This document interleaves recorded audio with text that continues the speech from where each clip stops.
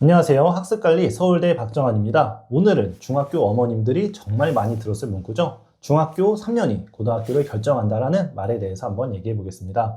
정말 중학교 3년이 고등학교를 결정할까? 이게 맞아? 라는 의구심이 들 수도 있고요. 그게 맞다면 지금부터 뭘 준비해야 고등학교를 잘 준비할 수 있지? 라고 또 궁금증이 생기실 수 있습니다. 그래서 오늘은 이 문구가 정말 맞는지, 그리고 맞다면 왜 맞는지, 그리고 앞으로 어떤 거를 준비해야 고등학교를 잘 대비할 수 있는지에 대해서 집중적으로 얘기해 보겠습니다. 많은 어머님들이 사실 이렇게 생각을 하세요. 중학교 때는 열심히 안 했지만 학생이 고등학생이 되면 좀 더 정신 차리고 열심히 하지 않을까, 많이 변하지 않을까, 새롭게 뭔가 하지 않을까 이렇게 생각하시지만 사실 현실은 그렇지 않은 경우가 훨씬 더 많습니다. 그러면 중학교의 어떤 요인들이 고등학교를 결정하는지도 말씀드려야겠죠. 제가 가장 중요한 것부터 말씀드리겠습니다. 첫 번째는 바로 내신 공부법에 대한 준비입니다. 그리고 두 번째가 수학, 과학에 대한 선행과 심화 준비고요. 세 번째가 진로에 대한 준비 및 고등학교 결정입니다. 이 세 가지가 바로 중학교에서 고등학교를 결정하는 가장 핵심적인 요인이라고 보시면 될 것 같아요. 첫 번째는 바로 내신 공부법 때문입니다. 내신 공부법은 고등학교 때 갑자기 생기는 것이 아닙니다. 중학교 때 많은 시험을 보잖아요. 1학년 때부터 요즘에는 뭐 중간고사, 기말고사를 보는 학교도 많이 있고요. 중2, 중3 때 많은 시험을 보기 때문에 이 과정을 통해서 학생들은 내신 공부법을 습득하게 돼요. 내신 계획은 어떻게 세우지? 몇 주부터 준비하지? 과목별 전략이나 문제집은 뭘 풀지? 암기 과목 너무 어렵네. 어떻게 암기를 하는 게 좀 더 효율적이지? 이런 과정을 통해서 내신을 준비하는 방법을 중학교 때 배운다는 것입니다. 중학교 때 제대로 배운 학생들은 이 방향을 그대로 고등학교 때 가져갈 수 있고요. 그렇기 때문에 중간고사나 기말고사의 경우에는 그 점수나 결과보다는 학생이 어떻게 준비했는지 그 과정에 집중하는 게 좋습니다. 아무리 점수를 잘 받더라도 그게 만약에 벼락치기야, 3일 동안 준비했는데 점수가 95점이야, 이런 건 오히려 고등학교 때 독이 될 수 있습니다. 왜냐하면 학생들이 이 정도만 해도 되겠구나, 고등학교 때도 그대로 해야지, 이렇게 생각하는 경우가 많기 때문입니다. 어떤 학생은 전 과목을 3주 공부했는데, 3주가 아니라 3일 공부했는데 전부 막 95점, 100점 맞았어요.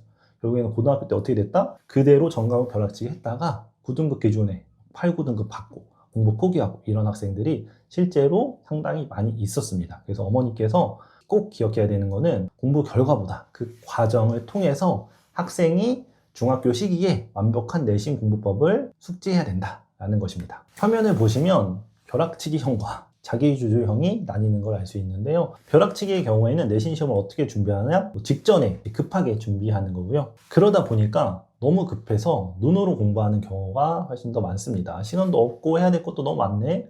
그럼 정석적으로 공부하는 게 아니라 막 눈으로 급히 공부하겠죠. 그러다 보니까 시험 준비도 막 즉흥적으로 하고 결과도 들쭉날쭉한 경우가 많습니다. 어떤 과목은 또 잘 보기도 해요. 근데 어떤 과목은 뭐 30점, 40점, 어떤 과목도 100점이에요. 이런 식으로 즉흥적으로 준비하기 때문에 아무리 이런 방식으로 오래 공부해도 공부법이나 스스로 발전하는 경우가 많이 없는 거죠. 반대로 자기주도형의 경우에는 시험 뭐 3주 전, 4주 전 체계적으로 준비를 하고요. 과목별로 어떤 공부를 해야 되는지 계획도 세우면서 공부를 진행한다고 보시면 될 것 같아요. 그리고 공부를 할 때도 노트 정리 중심으로 암기를 하거나 노트 필기에 굉장히 집중하는 걸 알 수 있습니다. 그래서 성적이 안정적으로 나와요. 전체적으로 높지 않더라도 뭐 85점, 90점 이렇게 안정적으로 나오는 경우가 많고요. 그리고 처음에 생겼던 문제들도 분명히 있지만 이런 것들이 점점 보완되면서 성적이 안정적이고 우상향하는 모습들이 나타나게 됩니다. 이 문제는 이렇게 자기주도형과 벼락치기형이 언제 결정된다? 중학교 때 거의 결정된다는 거예요. 그리고 이거는 고등학교 가서도 잘 바뀌지 않게 됩니다. 당연히 고등학교에서 큰 차이를 만들게 되겠죠. 두 번째 이유는 수학, 과학에 대한 선행과 심화 준비 때문입니다. 이 두 과목은 공부 과정 자체가 다른 과목이랑 조금 더 달라요. 뭐 개념 공부도 해야 되고 유형을 숙달하는 그런 공부도 필요합니다. 뭐 한 번 문제 풀어본다고 숙달되는 게 아니잖아요. 중간 난이도 이상의 문제를 뭐 2회독, 3회독 하면서 어느 정도 몸에 익히는 것도 필요하고요. 고등학교 때는 심화 유형이 많이 나오고 여기서 변별력을 가르기 때문에 이것도 준비하고 실전 훈련도 해야 돼요. 잘하는 학생들도 실제 시험을 보면 실수도 많이 하고 뭐 어려운 문제에 너무 집중하느라고 전체적으로 흔들리는 경우가 많기 때문에 이런 실전, 운용, 연습까지 해야 되는 과목이라고 생각하시면 될 것 같아요. 그래서 개념 공부부터 유형, 그리고 고난도, 실전 굉장히 해야 될 게 많아서 이런 것들을 고등학교 가서 하기는 쉽지 않습니다. 특히 어디에서 많이 힘드냐? 바로 심화 유형이에요. 이 심화 유형은 그냥 단순히 문제를 시켜서 푸는 걸로 해결되는 건 아닙니다. 스스로 여러 가지 풀이 방법도 고민해 봐야 되고요. 힘들어도 그것을 참아내면서 계속 공부해서 해결하는 게 굉장히 중요한데요. 이거를 이제 고등학교 들어가서 하는 것이 굉장히 힘들다는 거예요.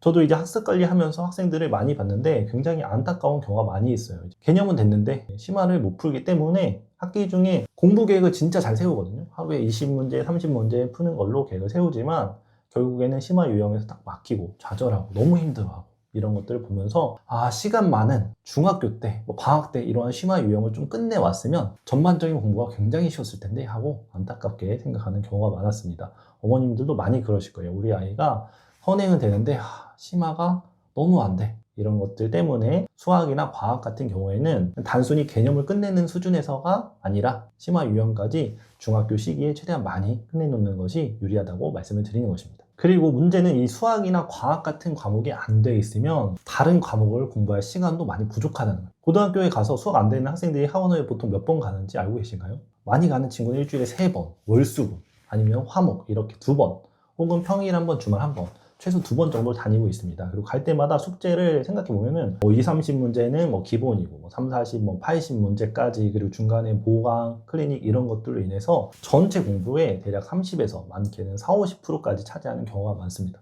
즉 수학 공부가 안 되면 여기에 투자하는 시간 때문에 다른 과목을 공부할 시간이 너무 부족하다는 거예요.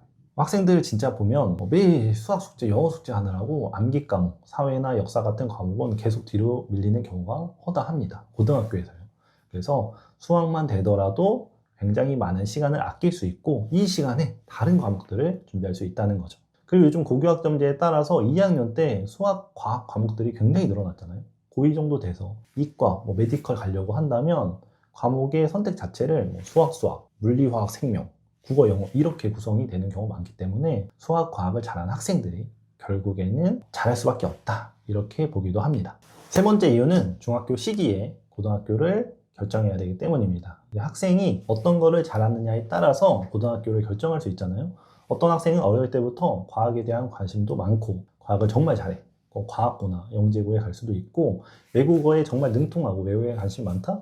외고나 국제고에 가서 어떤 문과적인 역량을 충분히 발휘할 수 있습니다. 그럼 이런 것들을 가기 위해서 그냥 가면 될까요? 그게 아니죠. 중학교 때부터 시험이라든지 그 과목에 대해서 준비도 해야 되고 아니면 자기가 흥미 있는 거에 대해서 어느 정도 활동도 하면서 생기부, 면접 이런 것들을 중학교 때 준비해야 된다는 것입니다. 그래서 가고 싶어서 갈 수 있는 것이 아니라 내가 가고 싶은 학교를 위해서는 중학교 때부터 차근차근 준비해야 되기 때문입니다. 그리고 고교학점제 되면서 또 자신의 진로와 적성에 맞게 일반 고라고 하더라도 학교의 동아리나 프로그램이 달라지게 되었습니다. 그래서 중학교 때부터 이 부분들을 준비해서 자신에게 맞는 고등학교를 가기 위해서는 중학교 때부터 체계적으로 준비해야 된다는 것입니다. 중학교 1학년 때는 여러 가지 활동을 하면서 자신이 관심 분야 혹은 문과, 이과 어디에 좀 더 관심이 있는지 생각해 보는 게 좋고요. 2학년 때는 어느 정도 이제 내신 관리를 하면서 자신이 관심 있는 분야에 대해서 다양하게 한번 책을 읽어보는 게 좋습니다. 언어 능력, 국어 능력도 향상되고 관심 분야도 넓혀지기 때문에 심도 있게 여러 가지 독서를 하고 관심 있는 분야에 대해서 활동도 하면서 어느 정도 나의 관심을 구체화하는 것이 좋고요. 3학년 때 되면은 내가 가고자 하는 고등학교가 어느 정도 구체화되기 때문에 그에 맞춰서 면접이라든지 자소서라든지 활동이라든지 이런 것들을 좀 더 세분화하게 맞추는 것이 좋습니다. 제가 이제 관리나 상담을 하다 보면은 공부를 잘하는 학생들도 정말 내가 뭐에 관심이 있는지 모르는 경우가 상당히 많습니다. 어디에 내가 관심이 있지? 정말 이게 나에게 맞는가? 이런 고민을 고등학교 때 계속 하게 되면은 생기부 준비하는 것도 쉽지 않습니다. 주제를 선택하거나 활동을 하거나 실험을 하거나 이런 것들에 있어서도 미리 관심 있는 분야가 명확한 것이 좋기 때문에 이런 것들을 중학교 때부터 차근차근 준비하는 것이 필요하다고 말씀을 드리는 겁니다. 오늘의 결론입니다. 중학교 때 꼭 준비해야 될 3가지 말씀을 드렸고요. 제가 수학 선행, 과학 선행보다 더 중요한 게 뭐라고 말씀드렸죠? 그것은 바로 내신 공부법에 대한 훈련입니다. 자기 주도 공부법이라고 보시면 될 것 같고요.